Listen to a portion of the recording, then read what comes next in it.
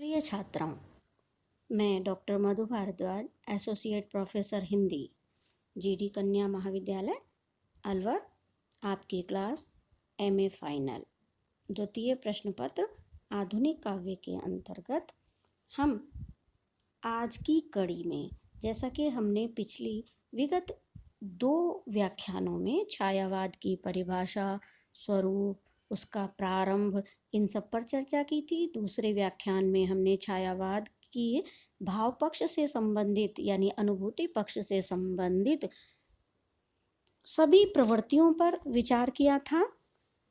तो वो परिवर्तन हमें अभिव्यक्ति पक्ष में भी पूरी तरीके से देखने को मिलता है, यानी कला पक्ष में भी हम उन प्रवृत्तियों में पर्याप्त भिन्नता और एक नवीन प्रयोग देखते हैं। तो आज हम उस दृष्टि से अपने व्याख्यान पर विचार करेंगे कि किस प्रकार से छायावादी काव्य अपने पूर्ववर्ती काव्य से हर स्तर पर भिन्न रहा। छायावादी कवियों ने अभिव्यक्ति की नवीन शैलियों का विकास कर काव्य के क्षेत्र में एक क्रांति सी उपस्थित कर दी।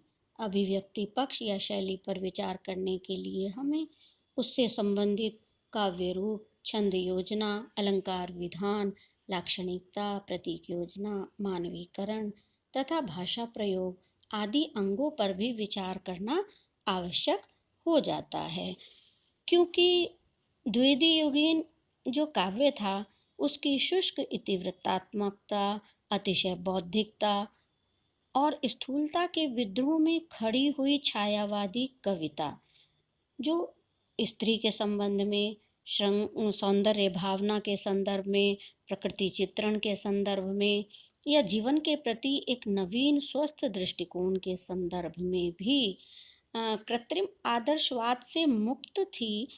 तो इस संदर्भ में उन्होंने सभी क्षेत्रों में कुछ नए प्रयोग किए हैं।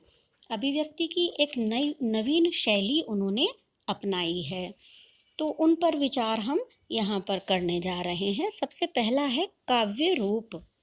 छायावादी कवियों ने अपनी अभिव्यक्ति के लिए प्रायः मुक्तक शैली को चुना है। वैयक्तिकता, भावात्मकता, संगीतात्मकता, संक्षिप्तता, कोमलता आदि सभी गीति तत्वों का समावेश इस काव्य में पाया जाता है। वह अभिव्यक्ति की नई भंगिमाओं जो कि सूक्ष्म हैं, उनकी तलाश में ये कवि रहते हैं। सूक्ष्म प्रतिमानों को ये अपनाते हैं और अतिशय भावावेश में, मुक्ति की छटपटाहट में छायावादी कवियों का तो एक प्रकार से पद क्रम ही पलट जाता है। भाव स्वच्छंदता से प्रेरित इन कवियों ने यहाँ तक कि छंद के बंधन तक को अस्वीकार कर दिया था। यूं देखा जाए तो इनका प्रेरणा स्रोत लोक जीवन रहा है और उस दृष्टि से इन्होंने घनाक्षरी, सवैया, रोला, सोनेट और सखी आदि बहुत से छंदों का, जो पारंपरिक छंद हैं, उनका सम्यक प्रयोग हम यूं छायावादी काव्य में देखते हैं। लेकिन यदि हम निराला को देखें तो निराला ने अपने नाम को सार्थक करते हुए अपने भावाभिव्यक्ति के लिए हिंदी काव्य में मुक्त छंद का प्रवेश कराया। उनकी जूही की कली इस क्षेत्र में नींव का पत्थर साबित हुई। आइए उदाहरण के लिए उसकी 4 पंक्तियां देखते हैं। सोती थी जाने कैसे प्रिय आगमन वह, नायक ने चूमे कपोल, डोल उठी वल्लरी की जड़ जैसे हिंडोल। अब हम अलंकार विधान पर चर्चा करते हैं।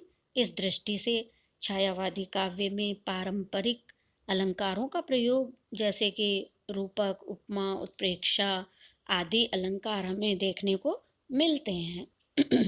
किंतु क्योंकि यह यूरोप के रोमांटिक कविता यानी स्वच्छंदतावाद से प्रेरित कविता है, उस दृष्टि से देखें तो इसमें पाश्चात्य ढंग के नवीन अलंकारों को भी अपनाया गया है, यथा मानवीकरण, विशेषण विपर्यय, ध्वन्यार्थ व्यंजना, विरोधाभास आदि। इसके साथ इन कवियों का विशेष आकर्षण मूर्त के लिए अमूर्त और अमूर्त उपमानों के लिए मूर्त का प्रयोग भी बहुत अधिक आकर्षण का केंद्र रहा है। इस दृष्टि से निम्न उदाहरण हम प्रस्तुत करना चाहेंगे। जैसे कामायनी में इड़ा सर्ग में बिखरी अलकें ज्यों तर्क जाल। कहने की आवश्यकता नहीं है कि मूर्त के लिए यहाँ अमूर्त उपमान का प्रयोग किया गया है। वैसे ही कीर्ति किरण सी नाच रही है अमूर्त के लिए मूर्त। तो तुम्हारी आँखों का बचपन खेलता है जब अल्हड़ खेल, ये विशेषण विपर्य अलंकार का उदाहरण है। तो दूसरी ओर शीतल ज्वाला में जलता हूँ, विरोधाभास। नीले नभ के शतदल पर वह बैठी शरद हासिनी, मृदु कद करतल पर शशिमुख धर नीरव अनिमिष एकाकिनी। मानवीकरण का कितना सुंदर उदाहरण है। इस प्रकार से कुछ नवीन जो काव्य अभिव्यक्ति के क्षेत्र में उन्होंने कुछ उद्भावनाएं या नवीन प्रयोग किए हैं छायावादी काव्य में, उसमें हम लाक्षणिकता पर भी विचार करेंगे। हिंदी काव्य परंपरा में यूं तो अन्योक्ति पद्धति का प्रचार रहा है, परंतु लाक्षणिकता का एक प्रकार से अभाव ही रहा है, ये हम कह सकते हैं। हाँ, कुछ लक्षणाएं मुहावरों के रूप में मिल जाया करती थी, परंतु छायावादी कवियों ने पाश्चात्य कवियों के अनुकरण पर हिंदी काव्य में लाक्षणिकता का जो सुंदर समावेश किया वह तो देखते ही बनता है। इससे अभिव्यंजना में एक और चमत्कार उत्पन्न हुआ, तो दूसरी ओर पाठक की कल्पना को भी असीम क्षेत्र प्राप्त हुआ। इन कवियों में सबसे अधिक लाक्षणिक साहस के दर्शन हम पंत जी में ही कर पाते हैं। कुछ उदाहरण इसकी पुष्टि में दिए जा रहे हैं। जैसे धूल की ढेरी में अनजान छिपे हैं मेरे मधुमय गान, चांदनी का स्वभाव में वास विचारों में बच्चों की सांस। यहाँ उपमानों के सांकेतिक प्रयोग से स्पष्ट है कि इनका प्रयोग प्रतीक रूप में भी हुआ है और लाक्षणिकता के रूप में भी। इस प्रकार अब हम अगले बिंदु यानी प्रतीक योजना पर हम विचार करेंगे। प्रतीक योजना प्रतीक पद्धति के अंतर्गत जिस प्रकार वाचक पदों के स्थान पर लक्षक पदों का व्यवहार होता है, उसी प्रकार प्रस्तुत प्रसंग के स्थान पर उसकी व्यंजना करने वाले अप्रस्तुत चित्रों का भी विधान होता है। प्रतीक योजना का आधार साम्य होता है। यह साम्य भी 3 प्रकार का है। पहला है सादृश्य, साधर्म्य और शाब्दिक। ये 3 प्रकार हैं। इनमें से अंतिम तो श्लेष की शब्द क्रीड़ा दिखाने वालों का ही काम है। प्रथम 2 में गहराई से देखने पर प्रभाव साम्य छिपा हुआ मिलता है। छायावाद बड़ी ही सहृदयता के साथ प्रभाव साम्य पर विशेष लक्ष्य रखकर चला है। शुष्क जीवन में सरस कोमल भावों के अभाव को देखिए तो प्रसाद कितने सुंदर ढंग से चित्रित कर रहे हैं। जब वो कहते हैं, उठ उठ री लघु लघु लोल लहर, करुणा की नव अंगड़ाई सी, मलयानिल की परछाई सी, इस सूखे तट पर छहर छहर। इसी प्रकार हम देखते हैं कि द्विवेदी युग की तुलना में छायावादी कविता का रूप विन्यास इतना भिन्न और भव्य था कि अधिकांश पाठकों की आंखें चकाचौंध होना स्वाभाविक है। और कवि के हृदय में प्रेम और श्रृंगार की भावना इस प्रकार हिलोरे लेती है कि वह रीतिवादी श्रृंगार प्रियता से पर्याप्त भिन्न है। इन कवियों ने रूप विन्यास में भावों को प्रधानता दी है। चित्रमयता भी यहाँ पर देखने को मिलती है। और छायावादी कवियों की सामाजिक चेतना का सैद्धांतिक आधार है यही वैयक्तिकता। यह थोड़े बहुत अंतर के साथ सभी कवियों में हमें देखने को मिलती है। पंत जी ने प्रकृति के दुर्लभ चित्र भी उकेरे हैं और वहाँ पर हम प्रतीक योजना के भी दर्शन कर सकते हैं। लो उड़ गया अचानक लो भूधर, फड़का अपार पारद के पर, धस गए धरा में समय शाल, उठ रहा धुआं, जल गया ताल। अब अगले बिंदु में हम छायावादी कवियों की जो विशेष प्रवृत्ति है वो है मानवीकरण। स्वच्छंदावादी काव्य यानी रोमांटिक कविता में मानवीकरण को एक विशाल फलक प्रदान किया गया। छायावादी कवियों ने मानवीकरण को केवल एक अलंकार के रूप में नहीं बल्कि उसे विस्तृत स्वतंत्र क्षेत्र भी प्रदान किया है। प्रकृति के नाना रूपों और व्यवहारों में इन कवियों को मानव सौंदर्य और कार्य व्यापार ही दिखाई पड़ता है। मानवीकरण करने में इन कवियों ने अधिकांशतः स्त्री सौंदर्य का प्रकृति पर एकांगी आरोप किया है। इस दृष्टि से इस मानवीकरण में कहीं कहीं संकीर्णता और ऐन्द्रियता की गंध आती जरूर है, परंतु ये बहुत ही सहज और सुंदर प्रतीत होते हैं। प्रसाद जी की कामायनी में धरा वधु वाला जो छंद है वो हर कहीं उद्धृत किया जाता है। इतना सुंदर चित्रण और इतनी सुंदर कल्पना कवि ने यहाँ पर की है। देखते हैं। सिंधु सेज पर धरा वधु अब तनिक संकुचित बैठी सी, प्रलय निशा की हलचल स्मृति में मान किए सी ऐठी सी। देखिए कैसे कैसे शब्दों का और कैसे कैसे भावों का प्रयोग या भावों का आरोपण उन्होंने जो अचेतन वस्तु हैं उन पर किया हुआ है। इसी प्रकार निराला का जो प्रकृति चित्रण है और उस पर मानवीय भावों का आरोप है वह भी देखते ही बनता है। दिवसावसान का समय, मेघ में आसमान से उतर रही वह सांध्य सुंदरी परी सी, धीरे धीरे धीरे। तो एक और मानवीकरण है और दूसरी ओर चित्रात्मकता भी है, बिंब विधान भी है। सब कुछ इन कविताओं में हमें देखने को मिलता है। हमारा अगला जो अभिव्यक्ति पक्ष का महत्वपूर्ण बिंदु है वो है छायावादी कवियों का भाषा प्रयोग। छायावादी कवियों की एक विशेषता रही है कि उनका भाषा का रूप बहुत ही प्रौढ़ है। खड़ी बोली हिंदी को संवारने और विकसित करने में इन कवियों ने अपना प्रशंसनीय योगदान दिया है। पंत ने जहाँ भाषा में संस्कृत की कोमलकांत पदावली का सुंदर समावेश और प्रयोग किया है, वहाँ प्रसाद ने इसे इतना लोचदार बना दिया कि उसमें कथात्मकता का समावेश वो सफलता से कर सके। शब्द शिल्पी पंत ने न जाने कितने नवीन शब्दों की उद्भावना करके भाषा की अभिव्यक्ति क्षमता में वृद्धि की है।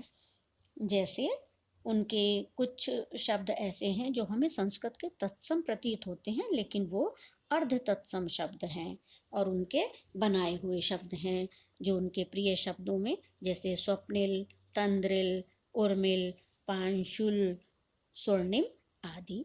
इसी प्रकार निराला के राम की शक्ति पूजा में प्रयुक्त कुछ शब्द जैसे प्रभापूर्य, तमस सूर्य ने वैयाकरणिकों को भी चुनौती दे डाली है। यदि हम प्रसाद की बात करें तो उनके कुछ शब्द बहुत अधिक प्रिय हैं, जैसे मधु, माधव, माधवी, वो उनके प्रिय शब्द हैं। और निराला ने शब्दों के प्रयोग में नव शब्द को बहुत विस्तृत फलक प्रदान किया है और उसको विराट का बोधक भी बनाया है। इसी प्रकार महादेवी वर्मा के प्रिय शब्दों में दीप, बाती, यामिनी, रजनी, अश्रु, ओस, तुहिन आदि शब्द बहुत ही सरलता से और बड़े सुंदर प्रयोग में देखने को मिल जाते हैं। पंत की नौका विहार में देखते हैं कोमलकांत पदावली उनकी किस प्रकार से उन्होंने शब्दों का प्रयोग किया है। मृदु मंद मंद मंथर मंथर, लघुतरणी हंसनी सी सुंदर, तिर रही खोल पालों के पर। कितनी कोमलता, कितनी मसृणता और कितनी स्निग्धता इन शब्दों में मानो जल की लहर की तरह से तैरती हुई हमें अनुभव होती है। कविता के उच्च आदर्शों से संयुक्त होने के बाद भी कुछ समय पश्चात ये कहा जाने लगा कि अब छायावाद का पतन हो रहा है। आरोप कुछ इस प्रकार के लगे कि छायावादी कवियों ने स्वयं ने इस प्रवृत्ति को छोड़ दिया। जो आरोप प्रमुख थे वो यही थे कि अंतर्मुखी प्रवृत्ति के कारण ये कवि अपनी निजी सुख दुख की अभिव्यक्ति में ही लगे रहे। समष्टि की ओर इनका ध्यान बहुत ही कम गया और आमतौर पर ये एक साहित्यिक धारा के लिए ये दोष ही कहा जा सकता है। ये लेकिन यदि हम इसके सकारात्मक पहलू की ओर ध्यान दें तो इस कविता में बहुत कुछ ऐसा था जो उसने हम जो है कला प्रेमियों को, साहित्य प्रेमियों को और एक स्वस्थ भावना के साथ प्रदान किया। मानव वेदना की रागात्मक अभिव्यक्ति के साथ यहाँ राष्ट्रीय चेतना, राष्ट्रीय जागरण के साथ जो जुड़ी उसका भी सर्वथा नूतन आयाम था। उनकी वैयक्तिक चेतना वे करुणा, विश्व करुणा में परिणत हो जाती है। स्त्री अस्मिता, गरिमा, स्वतंत्रता के समर्थक और संपोषक भी ये कवि थे। तो यह इस विचारधारा का या वह इस काव्यधारा की अपनी अनुपम और विशिष्ट उपलब्धि ही कहा जाएगा। यद्यपि इन कवियों ने धीरे धीरे इन प्रवृत्तियों को छोड़ दिया था। स्वयं पंत जी कहते हैं उनके शब्दों में, छायावाद इसलिए अधिक नहीं रहा कि उसके पास भविष्य के लिए उपयोगी नवीन आदर्शों का प्रकाशन, नवीन भावना, सौंदर्य बोध और नवीन विचारों का रस नहीं था। वास्तविकता जबकि यह है कि वह जीवन से कट गया था। साहित्य के एक अभिजात्य वर्ग का वाग्विलास मात्र रह गया था, ऐसा इस कविता के बारे में कहा गया। उसके पास नई परिस्थितियों और उत्पन्न हुई नई समस्याओं में रास्ता दिखाने के लिए कोई संदेश या प्रकाश नहीं था। ये कवि अंतर्मुखी प्रवृत्ति के थे, परंतु इन सब से छायावादी काव्य का महत्व कम नहीं होता। प्रत्येक वाद, प्रत्येक प्रवृत्ति और प्रत्येक विचारधारा परिस्थिति बदलने पर कुछ मात्रा में अपनी प्रासंगिकता खो देती है। तथापि हम ये कहेंगे कि इन कवियों के नवीन आविष्कारों ने, नवीन प्रयोगों ने हिंदी कविता को कुछ जड़ मान्यताओं से स्वतंत्र कराया और यह काव्यधारा बहुत अधिक समृद्ध भी हुई और हिंदी साहित्य में उसने अपनी ऐतिहासिकता भी सिद्ध की, ऐतिहासिक सार्थकता भी सिद्ध की। अपनी अंतर्मुखी दृष्टि, सौंदर्य भावना, लाक्षणिकता, नारी सम्मान भावना, कोमलकांत पदावली के लिए छायावाद सदैव ही अपना महत्व रखेगा। वास्तव में कोई वाद समाप्त कभी नहीं होता, वरन वह अपने अंतकाल में एक खाद की तरह नए आगामी वाद की मिट्टी में मिलकर उसे जीवनी शक्ति से ऊर्ज्वसित करता है और पोषित करता है। खड़ी बोली हिंदी काव्य के संदर्भ में हम कहेंगे कि छायावाद ने उल्लेखनीय भूमिका का निर्वाह किया है। भाव पक्ष और कला पक्ष दोनों दृष्टि से छायावादी काव्य न केवल प्रौढ़ है बल्कि वह तो बेजोड़ है।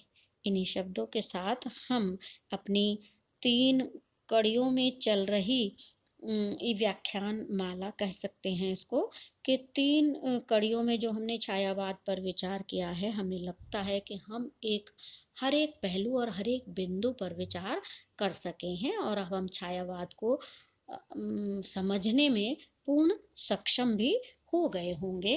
तो इन्हीं शब्दों के साथ मैं अब अपने इस व्याख्यान को समाप्त करती हूँ।